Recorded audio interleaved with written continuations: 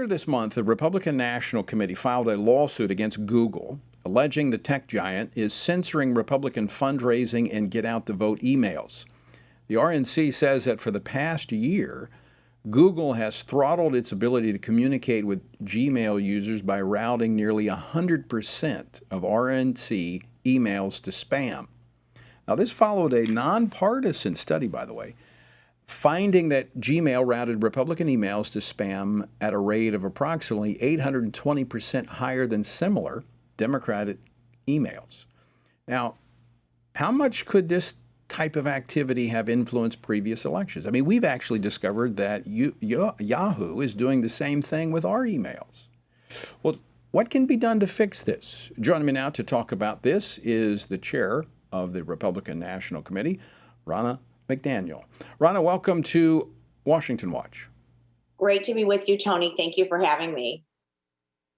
All right, good to see you again. Tell us about the facts in this lawsuit that you filed. I think it's really egregious, like you just laid out. So 53% of the country has a Gmail account, okay? And people who've opted in to receive Republican emails, they asked to receive them. They wanted to know, where's my polling location? How do I register to vote? How do I send money? Google has said, you know what, we're going to block that communication.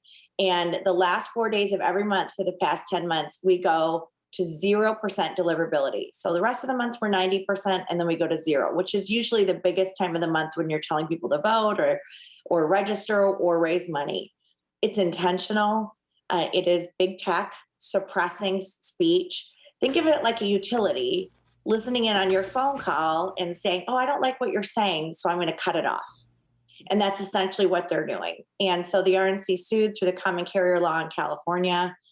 We hope that we can push this forward and stop this from happening. But the best way to do it actually is to elect Republicans this fall to the Senate and the House and hold big tech accountable. Now, you tried to have conversations with them. You didn't just rush off to court. Oh, yes. You tried to resolve this. What kind of feedback did they give you? So we kept hearing, oh, it's because of the amount of emails you're sending, or there's something in your emails. It's some algorithm. And they were very nice for 10 months, but it just kept happening the last 4 days every month. But Tony, there's no algorithm or part of our email that in the last 4 days is so different from the earlier parts of the month that would get you to 0% deliverability.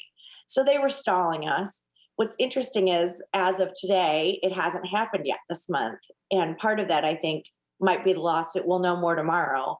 But as of today, it hasn't happened this last 4 days of October. I mean, we've found this to occur with providers. Like I mentioned, Yahoo is one that we started getting reports. People say, I don't ever get messages from you. And I said, well, this can't be right. And of course, they go into their spam file and they find that it's automatically being diverted over into that.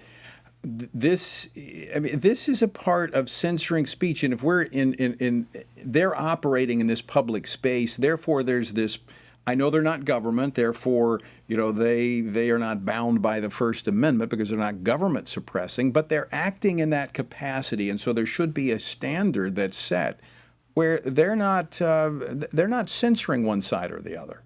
No, and when they have 53% of the country that has a Gmail or a Yahoo account, and they're arbitrarily or actually intentionally taking Republican emails, it's only happening to us, and saying we're going to stop that conversation. It is censorship. It is suppression.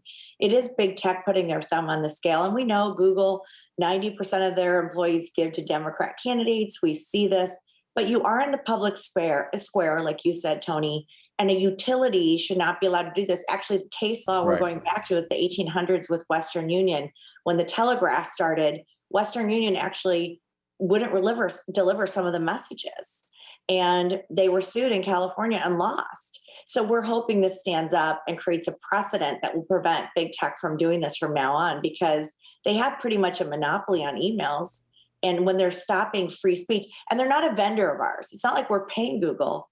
People said, who have Gmail accounts, said, I want to receive these RNC emails. They opted in, and Google's saying, nope, not on our watch. Yeah, you're absolutely right. And I hope you are successful, because I think you are correct. I think they're operating as a public utility.